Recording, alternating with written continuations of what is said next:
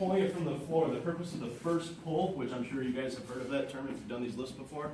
First pull is from the floor to the knee. Second pull is from the knee to the hip. The first pull is to put you in position. No, I can handle it. All right. The purpose of the first pull is to put you in position, perfect position for the second pull. So the plane of our back stays the same from the first pull to the start of the second pull. Does that make sense? So this shouldn't be pulling back off the floor. This angle right here, watch, it'll remain constant. That's huge, okay?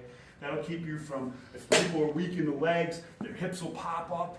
If they're not engaging the right way, all different kinds of stuff. And so you just said a mouthful. Do it one more time. That was real good.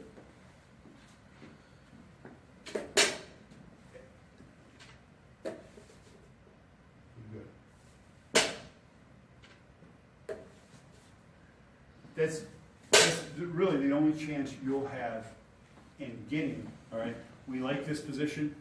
Now I've lowered it into that position. If I do anything different, I'm not going to hit that position. Does that make sense? So that's a real key is the angle of the back, once you set it, once you go here and set it, it should not be changing, okay? It should remain constant, that angle to the floor, to the knees, and that's when we start to pull our chest back, okay? Not pushing our hips forward like that. We're pulling our chest back like this, and then we're getting vertical. One of the common mistakes I've seen with pulling from the floor is people rushing the pull from the floor.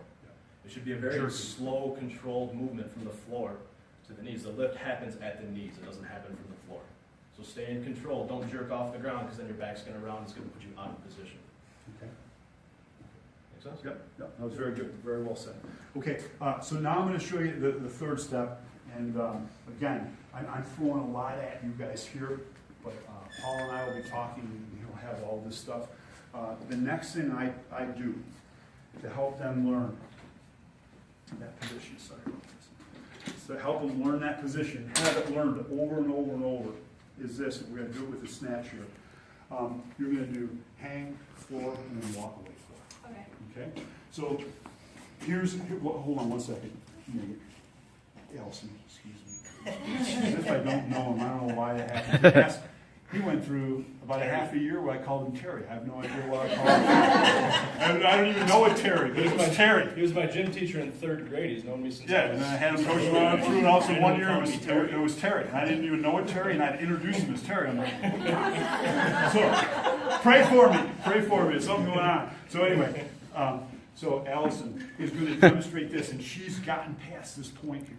Okay, so when we learn perfect position here, and then we learn perfect position from the floor by lowering that position and keeping it, as Terry said, his back flat to the floor, same angle all the way up. Now it's great, but you know what? If you ever want to do a set, you can't always lower it first.